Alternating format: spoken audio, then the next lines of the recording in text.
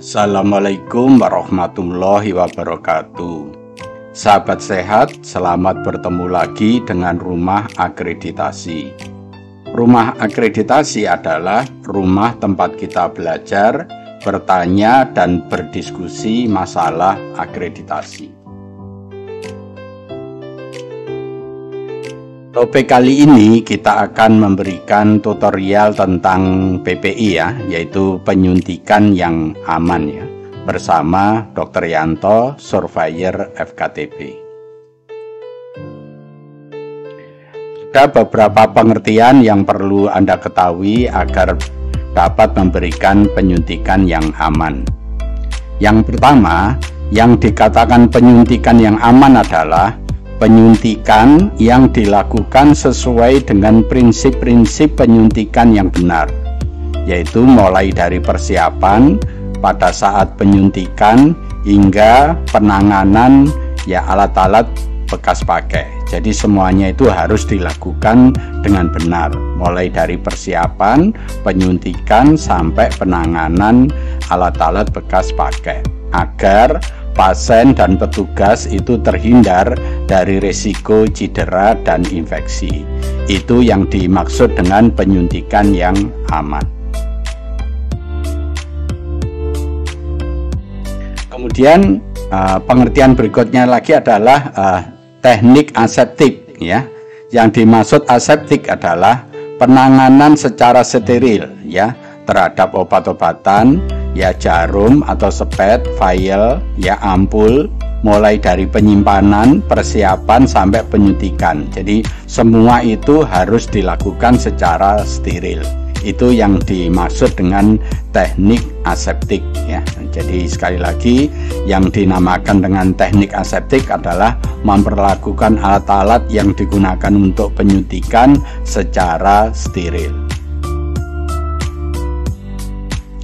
Berikutnya adalah pengertian single dose atau dosis tunggal, yaitu pemberian obat dalam kemasan ampul ya atau vial dengan menggunakan satu jarum ya dan sepet untuk sekali pemberian ya.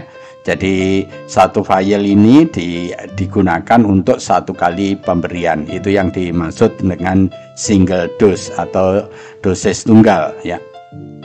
Kemudian multidose ya atau dosis banyak ya, itu pemberian dalam bentuk vial atau ampul untuk lebih dari satu kali pemberian pada pasien yang sama dengan menggunakan jarum, sepet, steril pada setiap penyuntikan. Jadi kalau vial itu mau digunakan untuk banyak dosis, itu syaratnya harus untuk orang yang sama, untuk pasien yang sama. Tidak boleh dalam satu vial ini diberikan untuk 2 pasien atau 3 pasien, itu yang tidak boleh. Jadi yang multidose ini hanya boleh digunakan untuk satu pasien, di mana dalam pemberian penyuntikannya itu selalu menggunakan jarum dan sepet yang steril.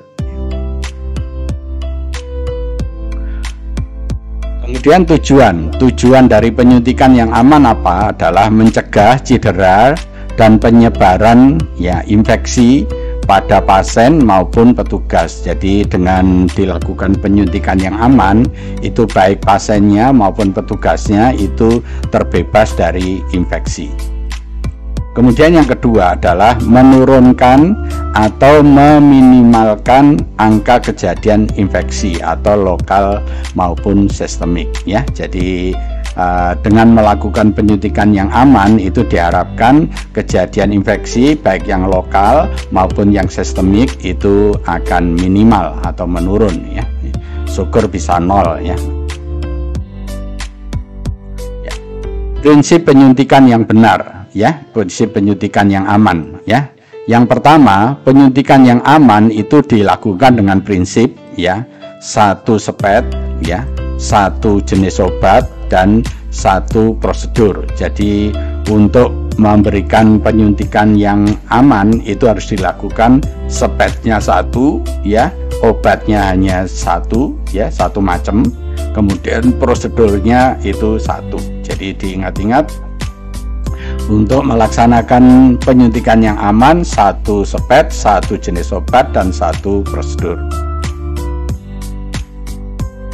Berikutnya, pastikan petugas dalam mempersiapkan penyuntikan menggunakan teknik aseptik ya. Tadi sudah disebutkan yang dimaksud teknik aseptik adalah teknik yang steril. Jadi memperlakukan alat-alat dengan steril ya. Ini dengan tujuan untuk menghindari kontaminasi peralatan penyuntikan ya.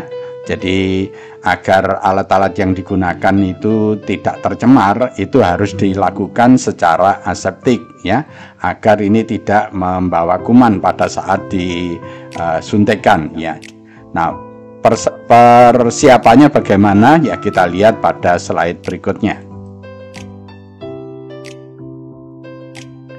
Jadi yang pertama ya, troli. Jadi kalau membawa obat dan peralatan menuju pasien di dalam ruangan itu disarankan membawa troli seperti ini ya. Ya, troli ini berisi peralatan-peralatan yang lengkap ya, mulai dari hand strap ya, safety box ya, bak instrumen yang bersih ya, kemudian bengkok ya, kemudian plester ya, kemudian di sini safety box ya, kemudian dan lain-lain. Jadi alat-alat yang diperlukan untuk penyuntikan itu disarankan menggunakan troli ya. Berikutnya adalah menyiapkan nampan ya. Nampan seperti ini ya, sudah tidak diperbolehkan menggunakan nampan yang bawahnya ini berlubang-lubang ya. Karena kalau menggunakan nampan yang bawahnya berlubang-lubang, kalau ada cairan yang jatuh ke sini, dia akan mengalir kemana-mana. Jadi kita menyarankan ya, disarankan menggunakan nampan yang utuh seperti ini ya. Jadi nampan ini dipergunakan ya untuk obat-obatan suntik yang mau disiapkan, kasa steril dan alkohol swab ya. Mengenai alkohol swab ini kita juga sudah tidak boleh menggunakan kapas yang dibulatkan kemudian dituangi alkohol ya. Cara seperti itu juga tidak dibolehkan. Jadi kita disarankan menggunakan alkohol swab yang sekali pakai ya. Juga plester, juga gunting ya, digunakan itu ditempatkan dalam nampan ini ya. Kemudian tidak menggunakan sepet yang sama untuk penyuntikan yang lebih dari 1 pasien ya. Artinya dalam 1 pasien harus 1 sepet ya, 1 kali penyuntikan 1 sepet. Tidak boleh 1 sepet itu digunakan beberapa kali walaupun jarumnya diganti. Jadi tidak boleh, jadi sepet ini dan jarumnya hanya untuk sekali pakai. Tidak boleh 1 sepet digunakan berulang, hanya diganti jarumnya saja, itu tidak boleh ya. Kemudian semua alat suntik yang dipergunakan harus 1 kali pakai untuk 1 pasien dan 1 prosedur ya. Tadi sudah disebutkan bahwa penyuntikan yang aman itu menggunakan sepet 1, sepet jarumnya 1, obatnya 1 macam aja, dan menggunakan 1 prosedur. Itu prinsipnya ya. Kemudian jangan memanipulasi jarum suntik. Jadi kalau jarum suntik itu sudah selesai ya langsung dibuang ya, dimasukkan ke safety box ya. Tidak boleh merecaping, menutup kembali, tidak boleh mematahkan atau tidak boleh menekuk. Jadi sekali lagi, jarum kalau sudah dan sepet kalau sudah selesai langsung aja dimasukkan ke safety box. Tidak perlu dilakukan apa-apa ya. Di sini disebutkan tidak boleh ditutup kembali, tidak boleh dipatahkan, tidak boleh ditekuk, jadi langsung aja dimasukkan ke safety box ya. Oke. Berikutnya gunakan cairan pelarut atau flushing hanya 1 kali pemberian aja ya. Jadi menggunakan pelarut ini baik yang NaCl atau water fluid ya, injeksi ini menggunakan cairan injeksi atau larut injeksi hanya untuk 1 kali pemberian. Tidak boleh menggunakan cairan infus atau cairan intravena yang lain. Jadi untuk melarutkan hanya disarankan menggunakan NaCl atau water fluid injection, ya. Tidak boleh menggunakan yang lain.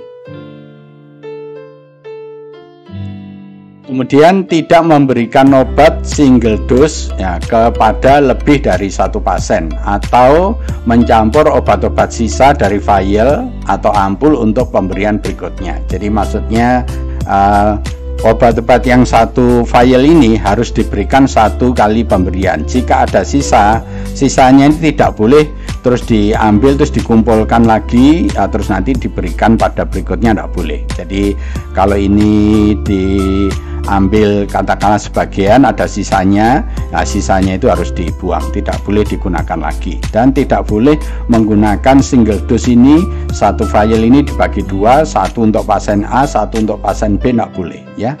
Jadi kalau 1 vial ini ada beberapa kali pemberian, hanya boleh untuk 1 pasien, tidak boleh untuk beberapa pasien, itu syaratnya ya.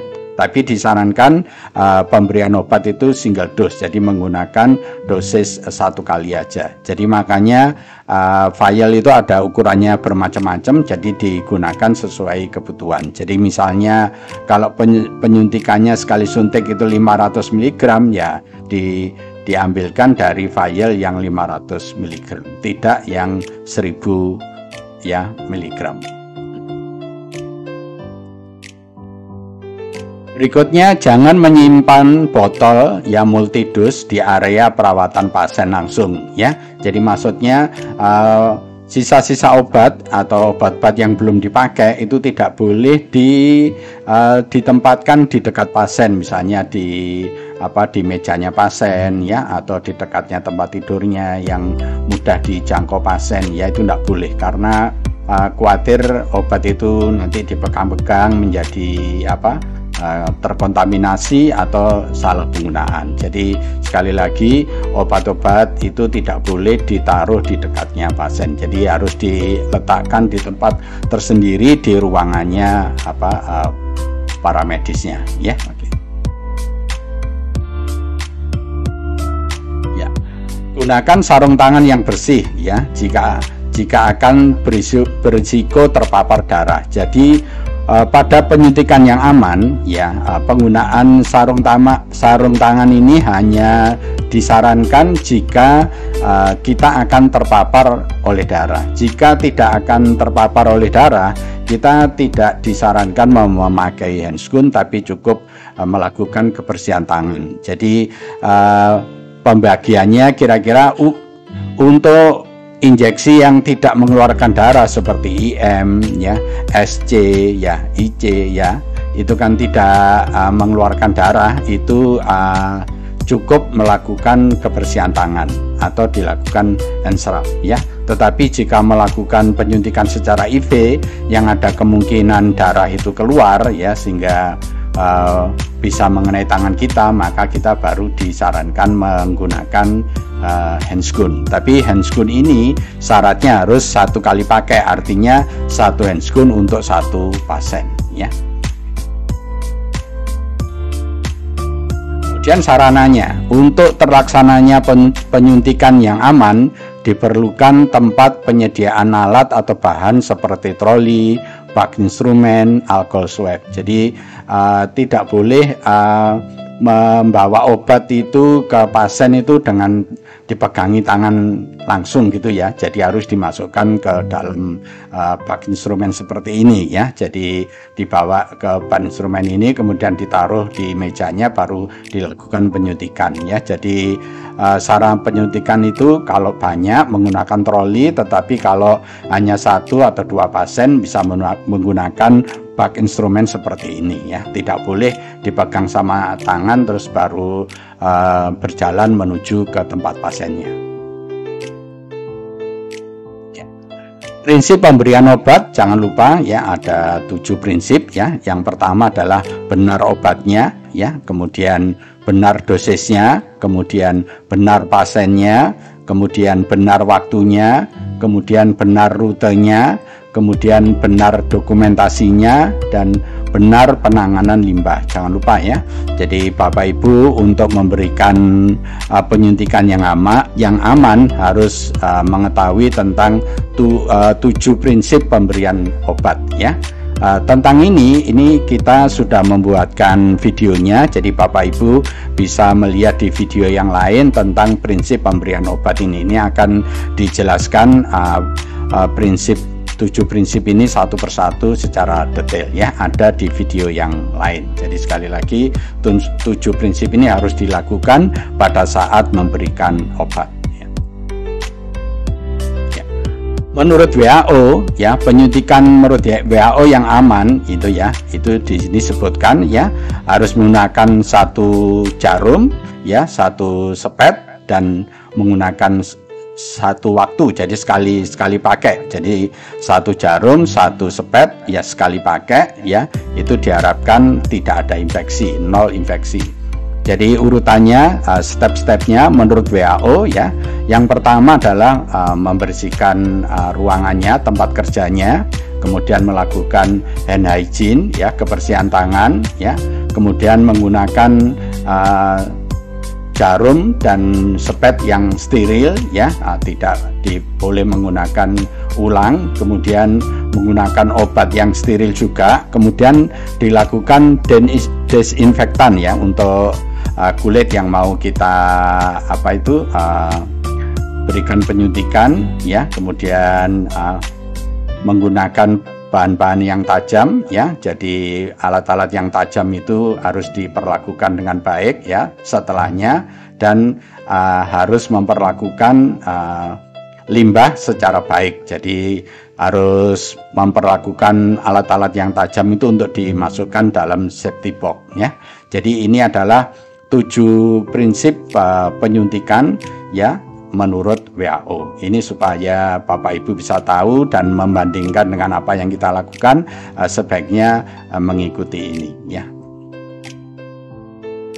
Jadi kesimpulannya ya, yang pertama, tidak memakai ulang jarum suntik yang berulang. Jadi jarum suntik hanya dipakai untuk 1 kali pemberian, tidak boleh jarum suntik itu diganti-ganti, itu tidak boleh ya.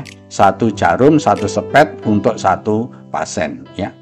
Kemudian upayakan tidak memakai obat-obat yang multidos. Jadi penyuntikan itu adalah sekali penyuntikan 1 dosis ya, 1 dosis obat, tidak dicampur-campur. Jadi tidak disarankan menggunakan obat itu dalam 1 spet itu campuran obat A dan obat B, karena nanti dikhawatirkan ada reaksi dari obat itu dan nanti mempengaruhi dari kinerja dari obat itu. Kemudian harus mempertahankan teknik aseptik ya, tadi sudah disebutkan. Yang dimaksud teknik aseptik adalah teknik memperlakukan alat-alat yang digunakan untuk penyuntikan ini secara steril dan antiseptik pada saat pemberian suntikan. Jadi yang di tempat suntikan di kulitnya harus dilakukan antiseptik ya. Segera buang jarum suntik habis pakai ya. Jadi sudah tidak boleh ditutup lagi, tidak boleh dibengkokkan ya, tidak boleh di recapping seperti ini, tapi langsung dimasukkan di safety box ya. Jadi sekali lagi, yang ini menutup kembali cara ini tidak boleh, menutup kembali cara seperti ini juga tidak boleh, terus membengkokkan seperti ini juga boleh. Yang benar adalah setelah selesai langsung dimasukkan ke safety box ya. Kemudian ini disebutkan lagi, tidak melakukan recapping ya, menutup kembali jarum suntik habis pakai ya.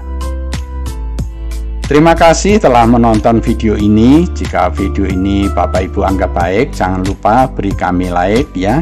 Jangan lupa subscribe ya, agar Bapak Ibu tetap tahu kalau ada upload materi-materi yang baru. Dan kalau ada sesuatu yang kurang jelas, silahkan menulis di komen, insya Allah nanti akan kita jawab. Dan tolong dibantu share kepada saudara-saudara yang lain biar ilmu ini bermanfaat ya.